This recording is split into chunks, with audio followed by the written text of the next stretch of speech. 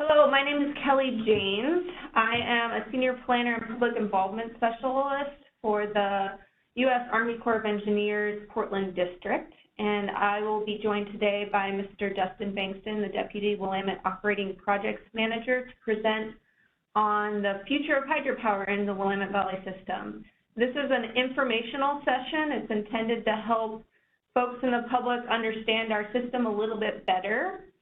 And today we will be discussing the Willamette Valley System Federal Hydropower Operations, what Congress has asked us in the Water Resource Development Act of 2022 to do in regards to federal hydropower in the Willamette Basin.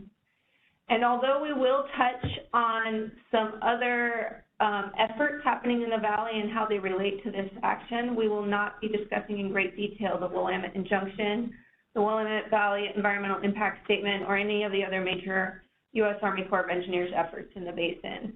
If you have any questions about these projects, you can find more information on each on their own project websites. And those links are provided in a brochure that's on this project's website. You can see their URL right on the screen right here. And it's downloadable, and I can share the link to that trifold brochure as well in the chat so that you will be able to find it easily and also find information on those other projects. I'll also provide the URL in the chat for this project's website, so it's easily cut and pastable for all of you.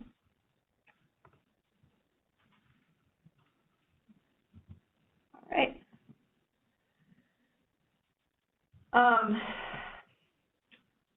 So for this afternoon, we'll be providing a presentation followed by a short question and answer period.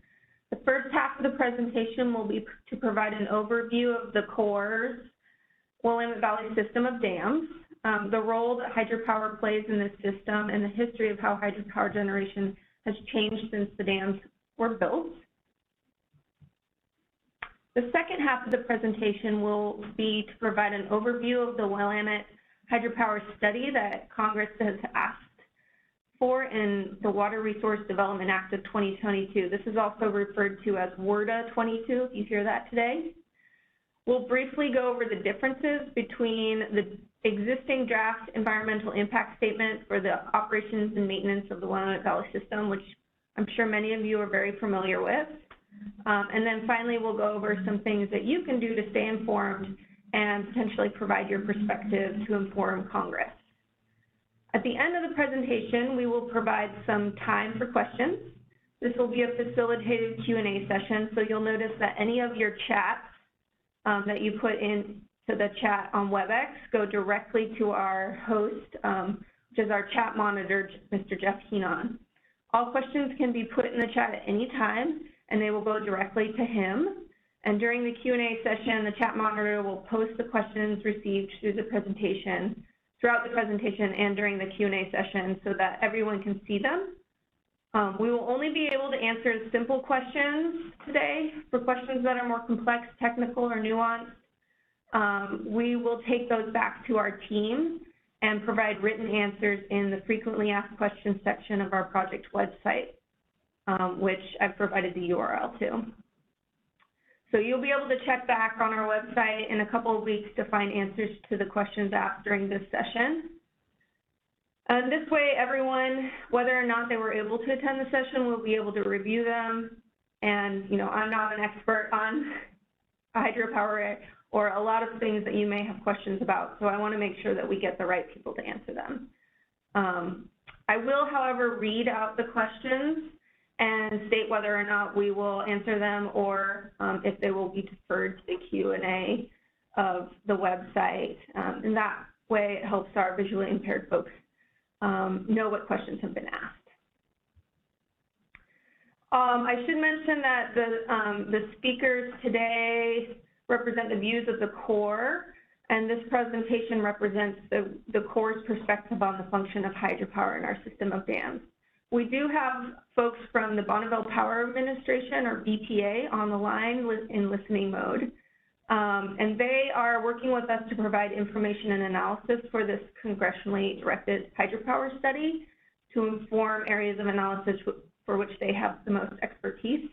However, BPA has their own views on commercial power and transmission marketing and perspectives of how it works in the Willamette Valley, so those are not represented in this presentation.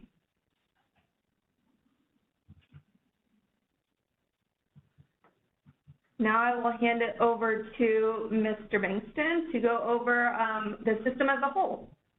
Justin?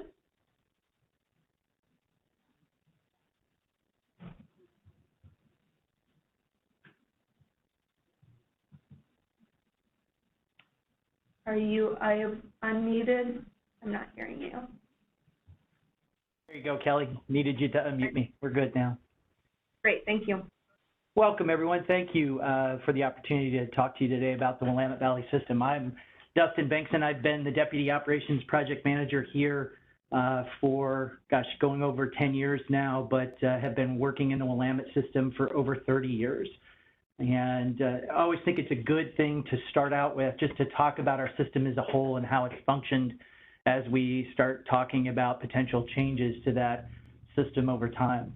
The Willamette Valley system, if you look at the diagram to the right of this slide, is a large system of multi-purpose projects spread out over 7,000 square miles, multiple watersheds within the Willamette, operating under authorized purposes that include flood risk management as kind of a primary driver, but can provide benefits. And we have authorization for hydropower, M&I, water supply, irrigation, fish and wildlife, recreation, and water quality. And those 13 dams, separately authorized by Congress, are made up, or this project is made up of 8 federally operated hydropower facilities.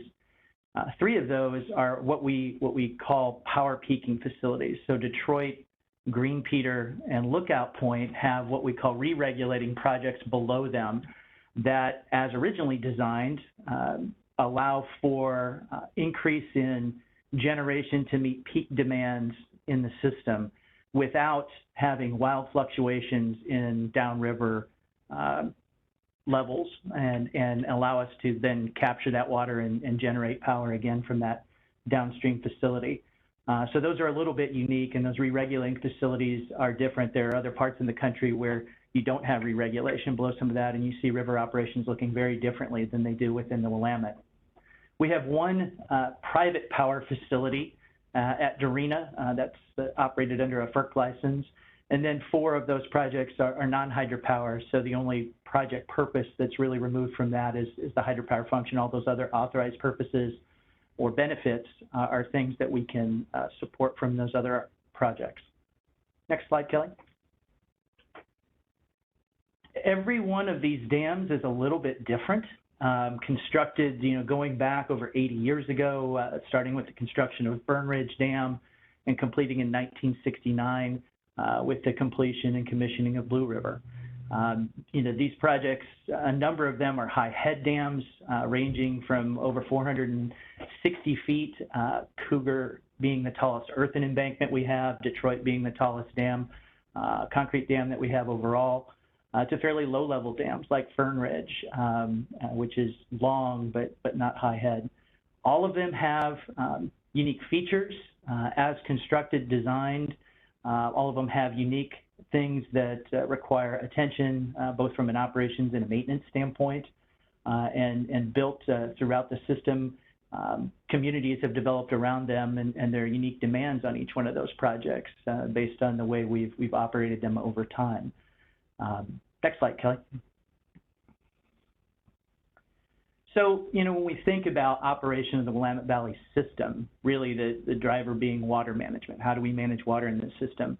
I think this is an effective graphic to think about the tension that system is under, and that tension being different expectations or demands and how we maximize benefits or minimize impacts, depending on the way you look at it, to our use of stored water.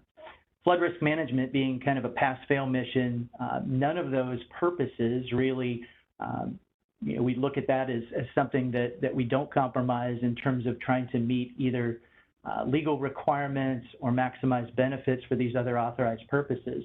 But all of those at some level are in tension with one another based on needs of the system or available water or changes in the status of species that are impacted by the presence and operation of our dams.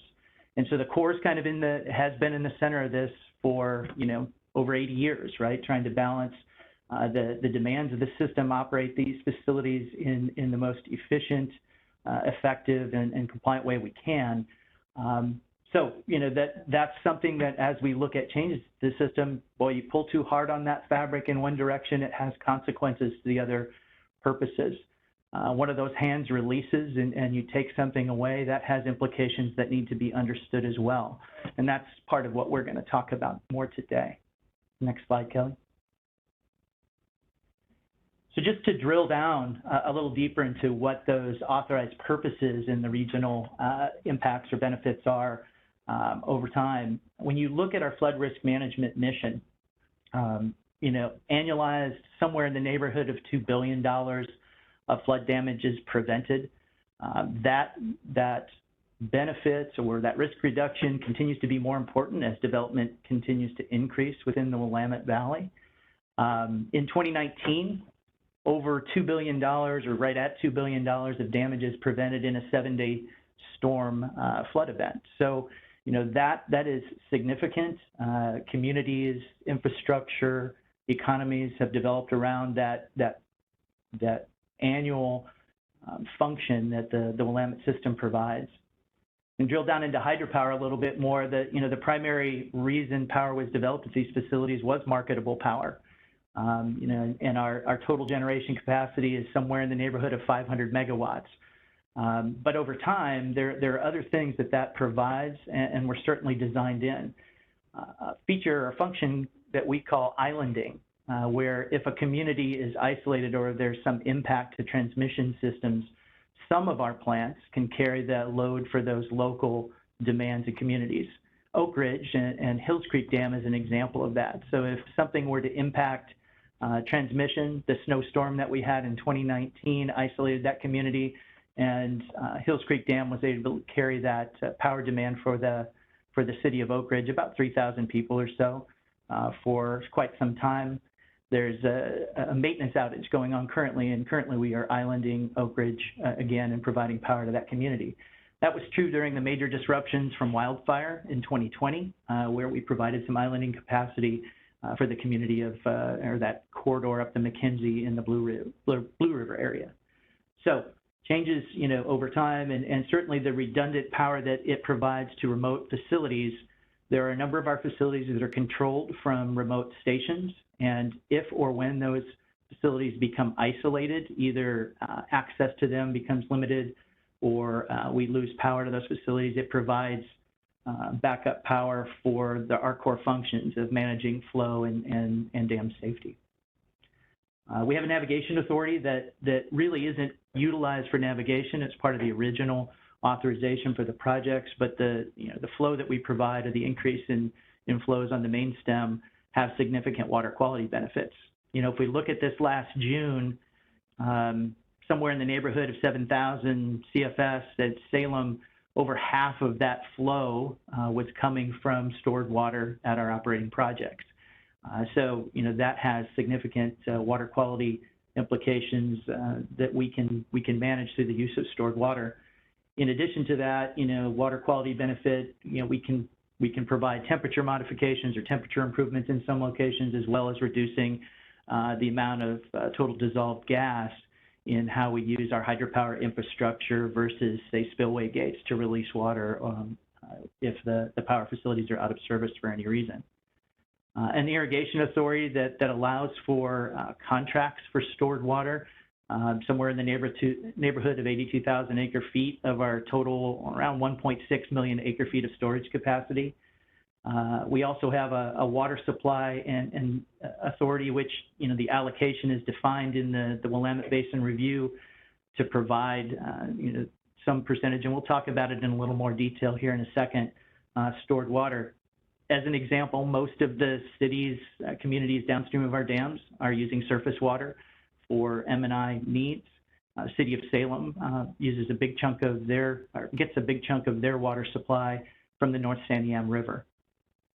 I think most people that live in the Willamette are familiar with the recreation benefits and the importance to the communities in and around those reservoirs. Somewhere in the neighborhood of 3.5 million visitors a year and significant economic benefits associated both locally and regionally with recreation within the system. And then we manage on our lands a number of ESA listed species. Obviously, fish species are very visible and part of this conversation today, but a number of terrestrial species as well that we manage on lands that surround the authorized the projects themselves. Next slide, Kelly. So how do we do these things? So, you know, there's a cycle that's pretty predictable to how we manage both risk and benefits associated with the projects. You know, starting, you know, at about, if you're going clockwise, about 9 o'clock, we see that spring refill season where as flood risks go down, we begin to store water slowly without increasing risk to the greatest extent possible to get to kind of the maximum amount of storage we have available. And that can be impacted for a variety of reasons, you know, condition of facilities or how we're managing risks around dam safety to just, you know, what we're not getting in the system in terms of rainfall and precip. But we store as much water as we can during summer conservation season, and that's also at times referred to as conservation use season. So that's where we start to use whatever water we have available to us to meet legal requirements and maximize benefits from those authorized purposes.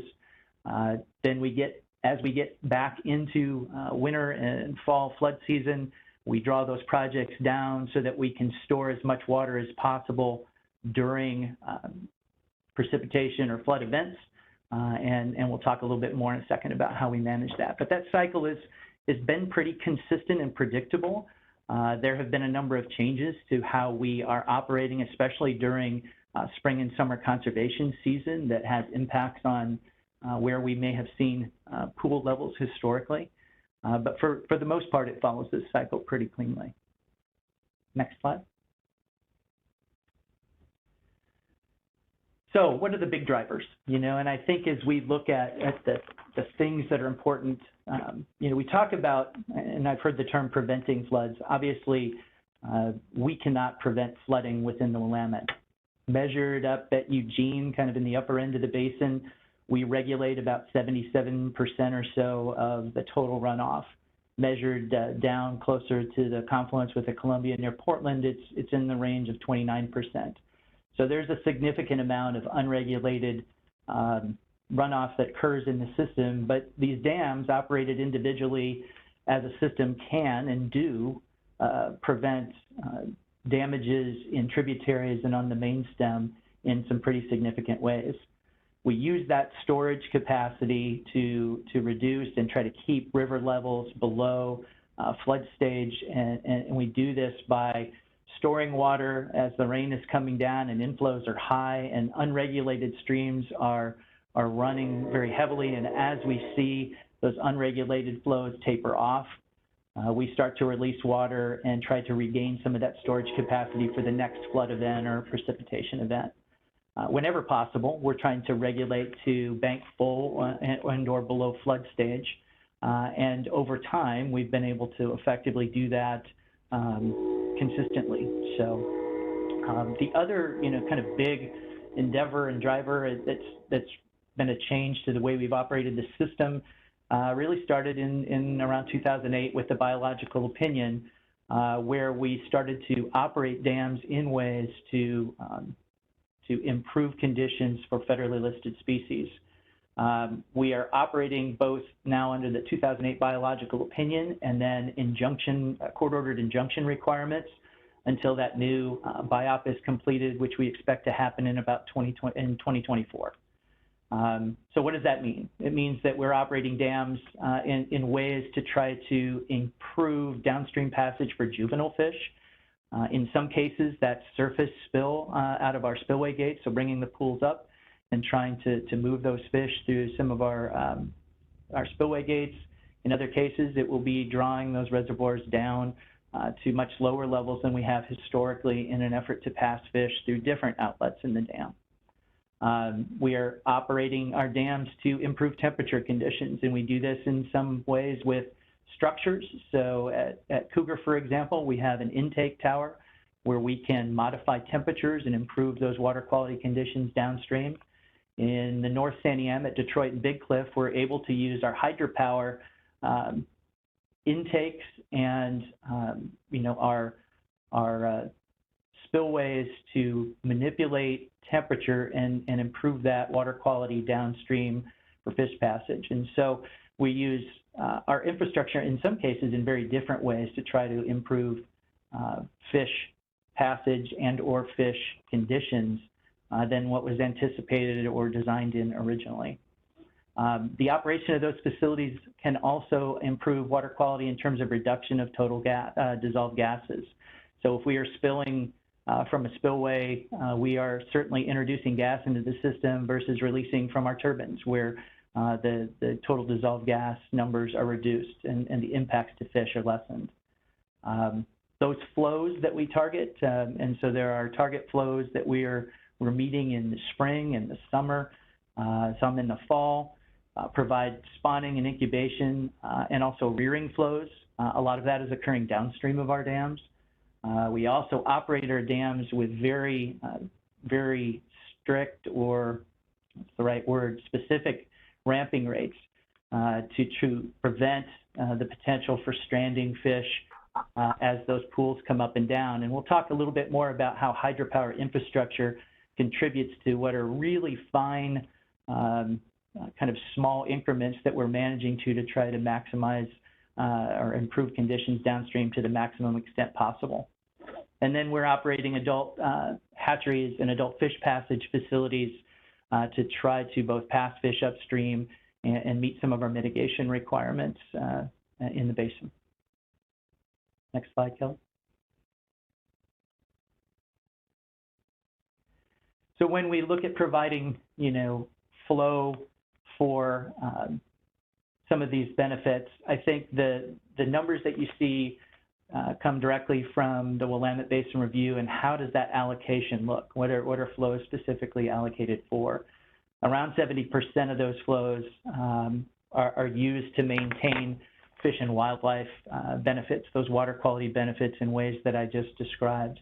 Around 20% of that for agricultural use or irrigation, and about 10% for cities and industries.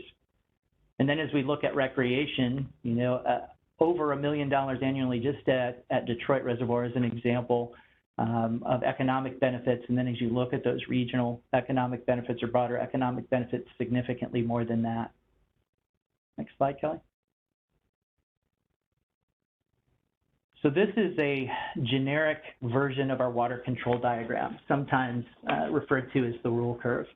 And just as you look at this, I think it's helpful to understand both the seasonality and how we use stored water. On the horizontal axis on the bottom, you see months of the year. On the top, you see the movement from major flood season through conservation storage, through conservation use, and then back to major flood season. And then you see how our pool fluctuates. That bright red line is the rule curve. Each dam has a specific rule curve. It's baked into the original authorization of the project, and we don't have a lot of flexibility to get creative with that. And that's because we're really managing that downstream risk as a primary driver. So as you progress and you start in January, working left to right, you see us at very low pool elevations, kind of our minimum conservation pool, and trying to maximize our flood storage capacity. And then as we move out of major flood season, slowly we start to refill those reservoirs to the maximum extent that we can, and get as much water as we can in the basin or in the system, peaking somewhere in the mid-May timeframe typically. Once we hit that maximum conservation storage, then all those other demands, minimum flow requirements, start to use that stored water for those purposes. And then we cycle back down, and then as we transition out of conservation use season into major flood season again, trying to get our pool levels back down to those low levels to protect people downstream. The allocations laid out on this graph kind of represent not only the amounts, but in most cases, typically where you see some of that timing come in. You know, a lot of both spring flow targets and summer flow targets representing water quality, where you don't have as much demand for municipal, industrial, agricultural use. And as you get to later in the season, and when you think about what's coming into these reservoirs, especially late summer, you see very, very low inflows in the tributaries, significantly more water coming from our releases and available for in-stream use below our dams. Now, there is a band of power, that's that green line that you see below, kind of in the middle of the graph. In some of our projects, we have a reserved band of stored water for power emergencies or power storage. And you know, if conditions dictate that we would either need to use it for some other purpose or there was a demand for power, that was the intent of that original authorization, to be used for power emergencies. So I think about, you know, times where you would see very dry winter conditions, very cold winter conditions, and a lot of precipitation or moisture in the basin, the Columbia Basin, tied up in ice and snow. The original idea, I think, was that you would have power availability reserved in the Willamette for those purposes. And then at some of our pools, we have a small band of stored water that is dead or inactive storage that we really can't get to given the elevation of some of our outlets. So that's not available to us for use. But generically, that is how we operate each one of the projects. Again, each one of those rule curves slightly different, but both the seasonality and the benefits, trying to maximize the benefits of the system, play out similarly for all of our operating projects. Okay. And with that, I think I'm going to transition it back over to Kelly. Thanks, Dustin. So I'm going to start talking a little bit more specifically about Hydropower Basics, just to give you an understanding of how the Corps produces hydropower. And so here's, again, the map of the Willamette Basin showing all of our 13 dams in the Willamette Valley system. In yellow, you can see the hydropower dams, so Detroit and Big Cliff in the North Santiam, Green Peter Foster in the South Santiam, Cougar in the McKenzie, and Hills Creek Lookout Point and Dexter in the Middle Fork. So a hydropower dam typically has up to 3 types of outlets used to move water from the reservoir through the dam to the downstream reach of the river. These allow operators to release water from various elevations in the reservoir, depending on where each of those orifices are vertically located. The highest outlet is the spillway, which Dustin has mentioned. It's near the top of the dam and can only be used when the reservoir is filled enough to reach that. The Penstock outlet is where the hydropower generation equipment is located. These outlets are typically located vertically in the middle of the dam, or near the middle of the dam. And finally, the remaining outlets are called regulating outlets. These outlets allow us to, no matter what, move water through the dam if the penstocks or spillway are not available. And these are usually lower level outlets. And so, you know, when we produce power, the penstock is really where that power is produced. We release flow through that outlet. The energy of the water moving from a high head to a low head pushes turbines, which generates power. I'm simplifying this to the most you can. And like I said, I'm not an expert in hydropower, but generally this is how it works. The power is then transmitted out to the grid through transmission lines. For the Willamette Federal Hydropower Dams, the Corps is responsible for operating the hydropower dams, and the Bonneville Power Administration, or BPA, is responsible for marketing and transmitting the power generated. As a result of this partnership, BPA also shares the cost of operating and maintaining the hydropower dams, as well as shares costs associated with meeting our ESA, or Endangered Species Act requirements, including the cost to construct and maintain structures for fish passage and water quality. So as Dustin has alluded to several times throughout the presentation, the original intent of the hydropower was to market it to generate power for marketability. But hydropower, the Willamette hydropower dams have been designed, constructed, and operated and configured so that hydropower turbines and the Penstocks are a primary outlet for passing flow. Therefore, these outlets provide benefits beyond just the ability to generate marketable power. For one, hydropower operations is important for dam safety. These dams are located in remote areas, as you mentioned, and the power goes out fairly regularly due to wildfires or snowstorms, not to mention potentially during a large earthquake event. And so being able to produce reliable power for the facility, it's called station service, means that if the power goes out, the dams can reliably continue to function for their intended purpose, primarily flood risk, but also maintaining flows downstream. Hydropower is also important for dam safety inspections and maintenance. By using the Penstock, we're able to divert flow around other outlets like the regulating outlets or the stilling basins located directly below the dam, and that allows personnel to access those areas for inspections, maintenance, or even repair. In addition, hydropower the Penstocks are used for flow management. So the gates of the hydropower dams are different, and didn't mean to start that just yet, but the gates for the turbines are more refined than the gates for spillways or regulating outlets. So you can see here in this video of a spillway opening, we have minimum gate openings, meaning that the gates have to be opened a minimum amount in order to safely operate. If you do it lower than that, then they often rattle or have other issues that can damage the gates.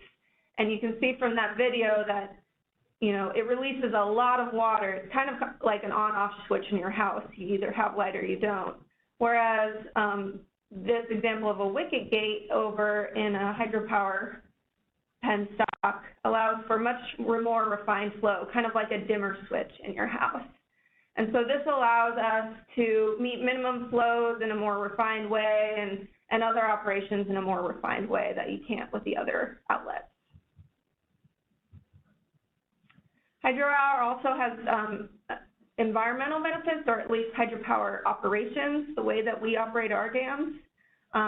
He already mentioned the temperature operations that hydropower allows when, in these high head dams, the reservoir is very deep. It stratifies its temperature where it's warm on top and cold on the bottom. You might notice this when you are swimming and it's fairly comfortable on the surface, but you dive down a little bit deeper and it's pretty cold. So by using the Penstock outlets, we have a mid-level outlet that allows us to mix different temperatures or access warmer water when the spillways are no longer accessible. And this allows us to meet the temperature targets downstream for our listed species. Dustin also mentioned the TDG benefits from hydropower operations. You can see here in the vertical axis of this graph is total dissolved gas levels, and then the horizontal axis is time. And each of those colored lines are a different year of TDG data points.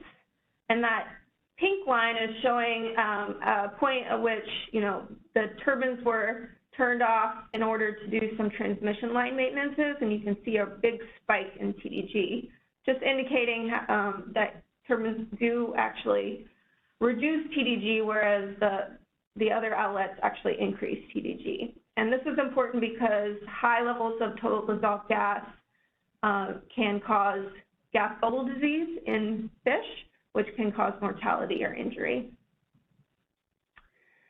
Another way we use our Penstock outlets is for upstream passage flows. Basically, adult fish that are moving upstream to spawn are attracted to more flow. They're looking for waterfalls.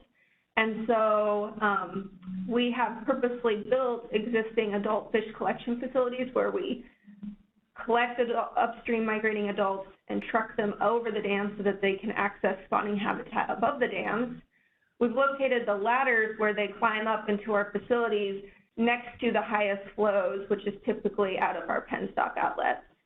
And so you can see here at Cougar, the regulating outlet is far downstream, and the Penstock outlet is, and the ladder is upstream of that. So when we don't have the powerhouse running, the fish often go up the wrong channel and don't reach our ladders. It's called a false attraction flow. So now you have a kind of an understanding of how hydropower works in different ways for us at our dams. Now I'm going to talk about how hydropower generation has changed over time since the dams were built in the 1960s or completed in the 1960s.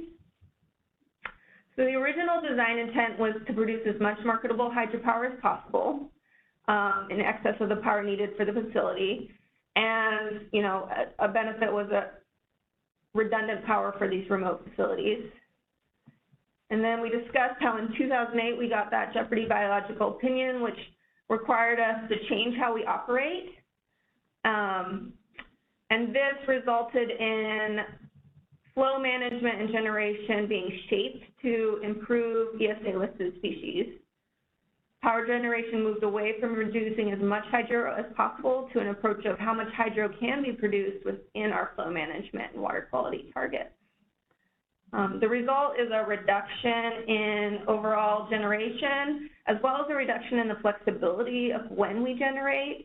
For instance, we try not to generate at night when fish are passing through the dam so that we have fewer fish strikes. It also resulted in a shared cost to implement the biop structures, so like large structures like fish facilities.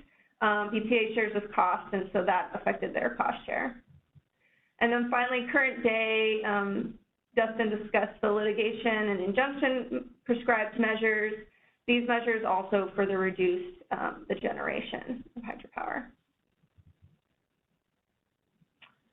So there is a potential future of hydropower. You're all familiar probably with the draft environmental impact statement for the operations and maintenance of the system. This draft environmental impact statement has a proposed preferred alternative. It's not final yet. That's to be determined in the next year or so. But in that proposal, we could potentially spend between $1.3 and $2 billion to build new water quality and fish passage structures like this designed floating fish collection and temperature tower at Detroit. The draft environmental impact statement also proposes operational changes that could result in drawdowns that could reduce generation. And so overall, generation will be reduced, although not as much as under current injunction operations. And then costs to construct all of these large structures will also increase BPA's shared costs. So that will affect hydropower. May affect hydropower. Like I said, it's not final. So that's kind of the changes over time to hydropower. I just wanted to touch on briefly the differences between the EIS and this WRDA22 congressionally directed hydropower study. So these are parallel efforts, but they are separate. The purpose of the EIS was to update how we operate and maintain the 13 projects, including and as well as our revetments downstream, in accordance with their authorized purposes. So we weren't looking specifically at deauthorizing anything, and while meeting our obligations under ESA to avoid jeopardizing the existence of the species. The purpose of this hydropower study is to determine if there is a federal interest in deauthorizing hydropower at one or more dams. So I'll talk a little bit more in detail about that now. So Section 8220 of the Water Resource Development Act of 22 charged us with providing a report to Congress on the federal interest in deauthorizing hydropower at one or more of the 8 hydropower dams in the Willamette Valley system. That WRDA 22 enactment was in December of 2022. So in other words, it asked for a study to determine if there would be national benefits in deauthorizing and basically seizing hydropower at one or more of the federal dams in the basin. And they asked for a report in 18 months, so 18 months from December 2022 was a June 2024 deadline to have their report to Congress. And so we are currently working on that report right now, and that is an informational report to Congress.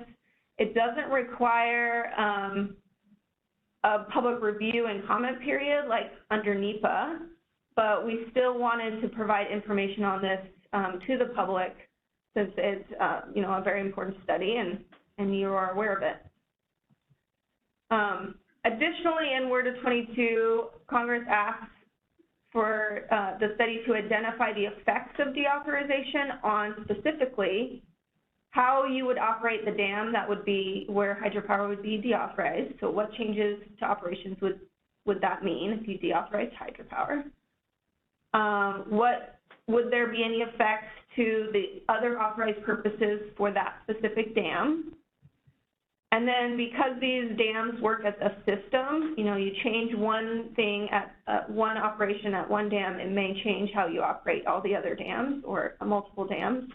And so they asked us to look at the effects of the remaining dams in the system, as well as how we would be able to be in compliance with the Endangered Species Act, and how the cost apportionment, so how costs are shared between BPA and the Corps and the other authorized purposes, how those might change. And they also asked us to assess what structural or operational changes would be needed to balance all of our other authorized purposes once the hydropower is deauthorized. So, like I said, the report we're working on is an informational report to Congress to help them make future decisions. We wanted to keep the public informed about this study and where it's going. And so we've created that website. You can see the URL there. I've also provided it in the chat. It provides an overview of what we're working on, the background, and it provides that downloadable project trifold that goes over your very high-level summary for each of the major efforts going on in the Valley, including the injunction, the EIS, the Willamette Basin Review, and master planning. We also have these information sessions, so we have a second one happening tomorrow in the evening. If you want to attend again, we'll be going over the same information, or if you want to share that with other folks. And then the intent is to provide Congress with your perspective by hosting some listening sessions in the fall. One will be virtual and one will be in person. We haven't determined when or where that will be held, but we will update our website as that information becomes available. And the purpose of these listening sessions will be to solicit remarks on your perspectives of hydropower in the Willamette Valley system and hydropower deauthorization generally, and the process. Your comments will be recorded and then attached verbatim as an attachment to the report to Congress. So we'll allow 2 minutes per recorded statement, and then we will transcribe them verbatim and provide them as an attachment. With that, and I will just repeat that, you know, this presentation is the Corps' perspective on hydropower, and so, you know, we don't want to speak for anyone else. So with that, we will move into the Q&A session. How this will work is that if you've already posted a question, our chat monitor has those. He will post them up individually in the chat for everyone to see. I will read them out loud, and then, like I said, if it's a straightforward answer, I'll ask one of my colleagues on the line to answer it and unmute them. If it's more complex, we'll defer those answers and in a written response that will be provided in the frequently asked questions section of our website.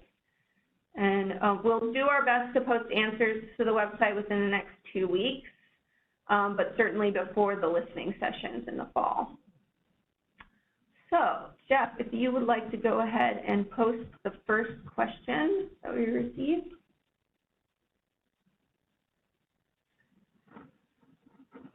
All right, so this question is, based on page 9, or slide 9, I guess, are hatchery fish supporting the recovery of those fish species listed under ESA?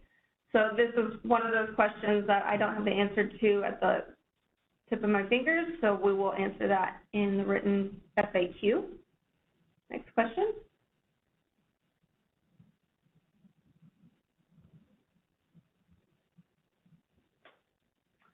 When year was the rule curve crafted, and has it been modified since? Will the upcoming congressional update include potential modifications to the rule curve? Again, this will be addressed in our written responses on the FAQ. Next question.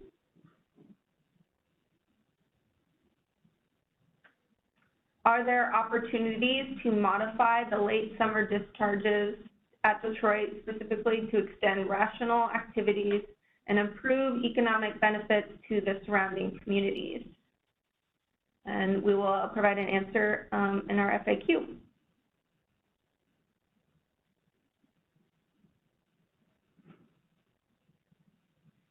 Next question is, will your report to Congress include recommendations?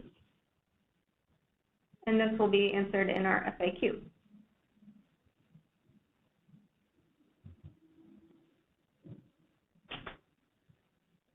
Next question.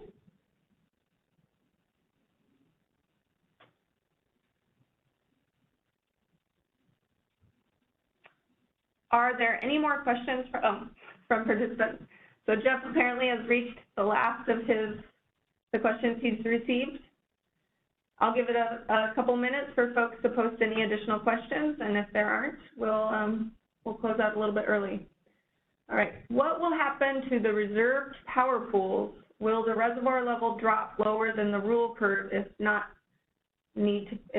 there isn't a need to produce power? And again, we'll cover this in our written responses.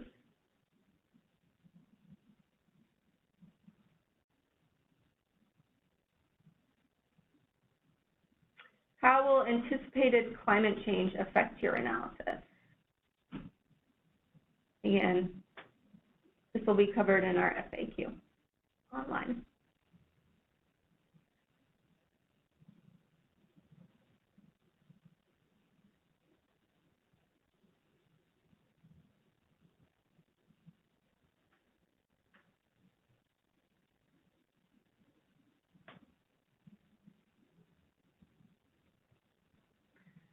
All right, sounds like that is the last question we received.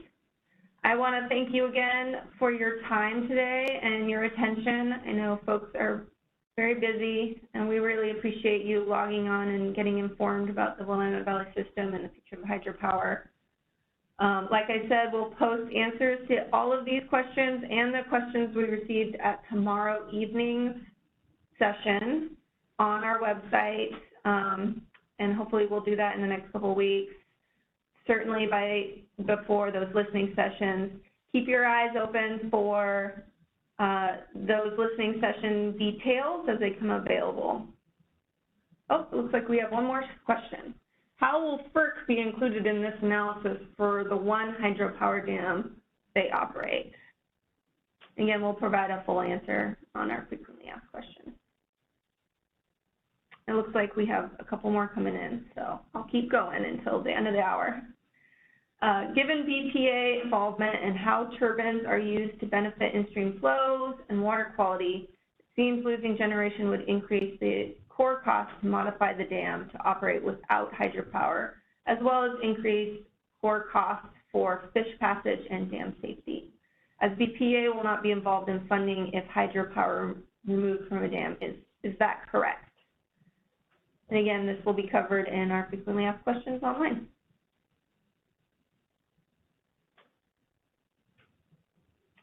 Next question, what is the relationship between the Corps, USACE is an acronym for the U.S. Army Corps of Engineers, and BTA, and is there a contract between them? And this will be covered in our FAQ online.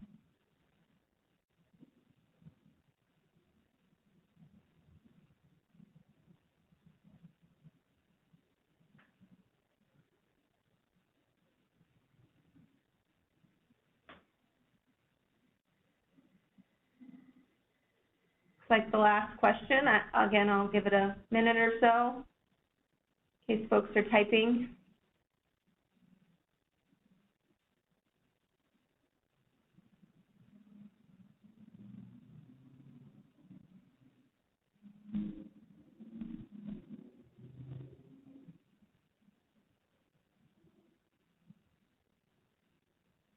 Next question, why is the programmatic EIS, PEIS, a separate effort from this analysis?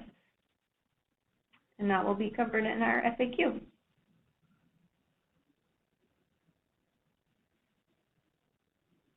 Next question, what are the next steps after Congress receives the report? Again, this will be covered in our frequently asked questions online.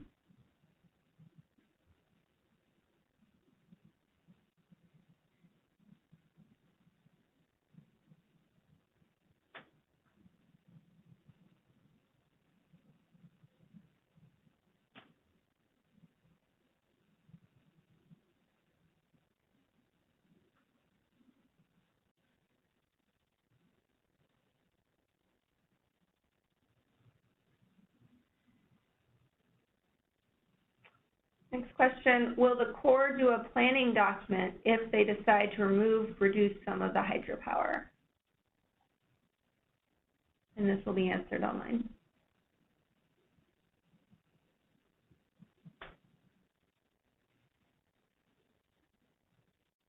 Next question, does the Corps have discretion to evaluate a no power alternative in the EIS? And this will be answered online.